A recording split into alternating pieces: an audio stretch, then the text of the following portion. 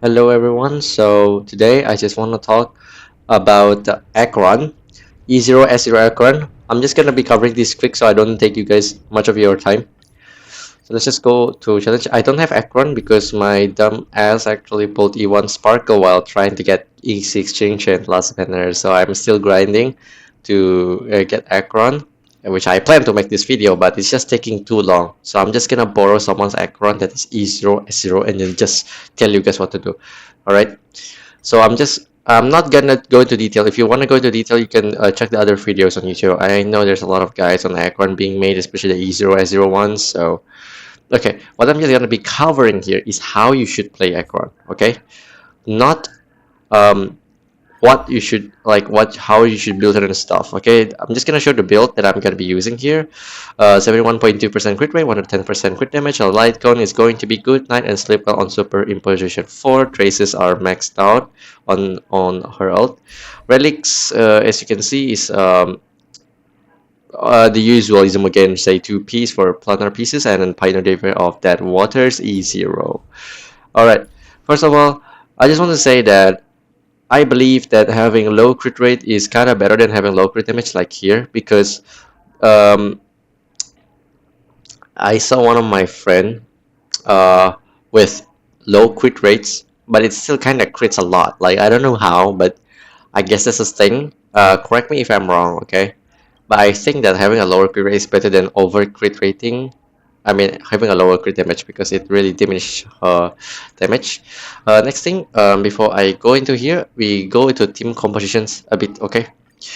So, I just want to say, one nihility and one harmony does not work, especially if you're E0. You don't have the luxury to not use two nihility characters.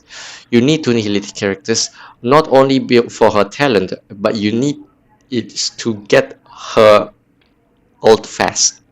Alright, this is where it becomes the problem that I mentioned in the video before. If you haven't watched it, that's an in-depth guide for Acheron before Acheron got released. Yeah, it is in the private server, the one I mentioned there. Nihility debuffers for people who just played the game or basically new. You're not gonna have access to Silver Wolf, Noveld, Kafka, or even Black Swan. Right? Let's just be real. And the 4-star alternatives is most likely Pela alongside with Gui. Okay. Now Gui's basic attack can apply a debuff, but it's RNG. Pela can also debuff, which is with her skill and basic attack and basically her ult, which just makes her a very good substitute if you don't have any of the 5-star debuffers. But again, you need to build them too, okay? Sustainer, any sustainer that you have, please, I beg of you to put this light cone on them. Train of the Universal Market, yeah, just put this. I don't care if it's super in position 5 or not. Just put in position 1 even works. Okay? Put this on them. Only works to preservation. So, as much as possible, please put it on Fushuan. If not, Japard also works. Or even if not, put it on the Trailblazer on the preservation path. He or she like works wonder with this LC because not only he taunts, which makes the enemy attack the Trailblazer, which triggers that LC to debuff the enemy, it really makes Acheron's ult charge up much more faster. So if you don't have Fushan, you don't have Gepard, go with Trailblazer Preservation Path. That works, alright? Enough for the team compositions. Basically, you know, two nihility, one sustainer, preservation, and of course Acheron. So let's just go into how you should play. I'm not gonna do a full thorough gameplay. I'm just gonna do a quick boss fight on Cocolia here, just to let you know how Acheron is meant to be played on E0. Okay, first of all, you want to always use her skill. If it meant that you cannot use like your debuffer skill, like for example, like you cannot use, like for example, I cannot use Civil War skill, I cannot use Weld skill, is fine, because the important part here is that you do Acheron skill. That's the most important part here. Okay. Second, second thing, it's okay to wait. Do not immediately use Acheron's ult. Debuff enemy first before using her ult. Okay, like take a look here. You'll be like, wait, but like her stack is like maxed out. Like if I debuff enemy, then doesn't that mean that it's gonna be a wasted stack? No, I'm just gonna tell you to you. But her stack actually carries over to the next ult rotation, and it can hold a max of 3 petals of these flower.